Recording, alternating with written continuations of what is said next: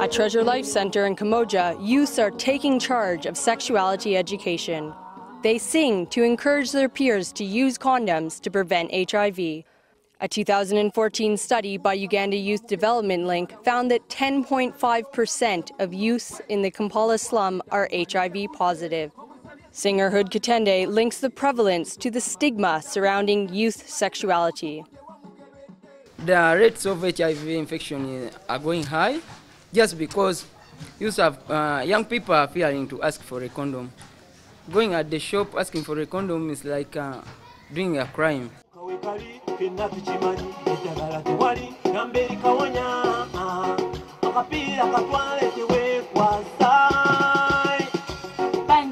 The 27-year-old says his peers feel judged by shopkeepers and community members when they try to buy condoms. Reproductive Health Uganda, the national family planning organization, distributed 8 million condoms to youths last year.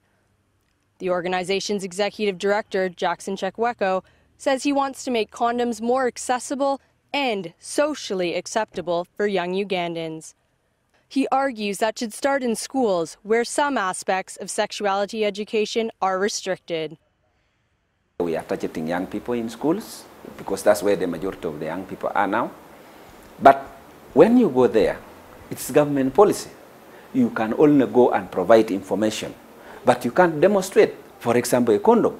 You just tell them that a condom prevents STIs, HIV, and whatever, and then you cannot show how a condom looks like. You cannot demonstrate how to put on a condom. So they end up even using it the other way around. We should be looking at age-appropriate information and also demonstrate to those who are already sexually active, other than for them trying out on their own. The last National AIDS Indicator Survey, published in 2011, reports that 12% of boys and 13% of girls had sex before age 15. According to the survey, by the time Ugandans turn 18, 47% of males and 60% of females are sexually active. An estimated 80% of Uganda's population of about 35 million are under 30. Despite the large youth population and prevalence of early sex, the Ministry of Education's Assistant Commissioner says curriculums focus on teaching abstinence. We cannot advocate for condom use. We can give information about the condom, but we cannot give you the experience that you should pass through in order to use a condom. No, we can't do that. We really look at what abstinence as the key solution for HIV/AIDS. Henry Bukenya just graduated from Makerere High School in Luwero. After losing his father to AIDS, he says he tried advocating for condom use through his school's behavioral change program.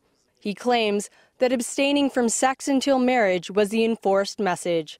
Students caught with condoms at the co-ed boarding school were suspended. The young kids play sex, so if you just ignore that and we say they should abstain, there are times when you can't hold. So there are times when they can't hold the temptation and they do play sex. So I feel bad when they don't advocate for the condoms. It's better we even advocate for condom users, we tell them to abstain so that if the temptation is stronger than what they can handle, they can use the condoms.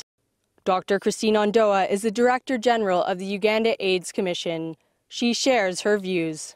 If you look at these children, those below 18, and assuming we go out there and tell them abstinence, be faithful, use condoms, and condom use is consistently and correctly.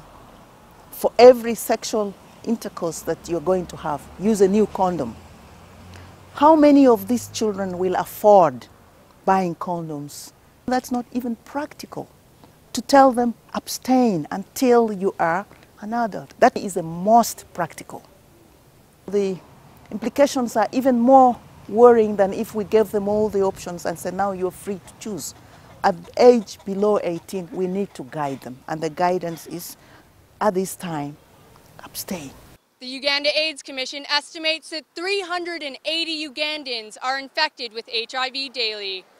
That burden is projected to increase by 700,000 infections over the next 5 years. Dr. Ondoa says that half of the new infections are in youths. Reproductive health experts argue that focusing on abstinence education isn't effective at reducing the rates. In 2013, along with 19 countries in Eastern and Southern Africa, Uganda committed to making sexuality education comprehensive. Documents from the commitment state that counter to misconceptions, the most recent scientific evidence demonstrates that comprehensive sexuality education, including education on safer sex and condom use, does not lead to early sex. Instead, quality sexuality education can help delay the initiation of sexual activity, reduce the number of sexual partners, increase the use of condoms, and reduce sexual risk-taking. The commitment aims to have a good quality, comprehensive sexuality education framework in place and being implemented by the end of this year. Assistant Commissioner Malindwa says meeting these goals won't be possible. You need to train, for example, the teachers who are going to disseminate this information. That requires you to have what? To have money. But we don't have this money. And I should share with you, even in camera here, that the unit which is in charge of making sure that those goals are achieved does not get funding from the ministry. Mulindwa says his ministry also lacks human capacity. He shows us the HIV unit, which he says hasn't had staff in more than 2 years after UNICEF stopped its funding. We are simply depending on volunteers. After 30 minutes, they go away because we are not paying them. This unit is supposed to have about 5 people who would manage it, but we don't have any. This sector is responsible for millions and millions of young people. This very unity is the focal point where all the HIV, sexuality education, health education issues are supposed to be managed. It's very surprising to say or even to hear that in this sector, much as we have that unity, it has no manpower. Barbara Kamigiza is an HIV-positive proponent of sexuality education. She says she was infected through unprotected sex. Kamigiza asserts that the only time she was shown condoms at school was in Senior 3, when she was already sexually active. She calls for practical, recurrent, and comprehensive sexuality education. I feel it's high time we give our young people a choice. Let's stop making for them decisions, knowing that there are things that can be said for you to do and you realize you're being denied your right. When we have all the information, when we know what family planning is all about, condom use is all about, when we know the importance of each and everything, it gives us a chance to make the right decisions. We should ensure that every young person is safe in whichever decision they try to make. Mulindwa says a new school health policy for primary, secondary, and tertiary institutions will be presented to Cabinet in the coming months. According to the official, it will bolster existing commitments to make sexuality education more comprehensive in Ugandan classrooms. Julie Burpee, NTV, Kampala.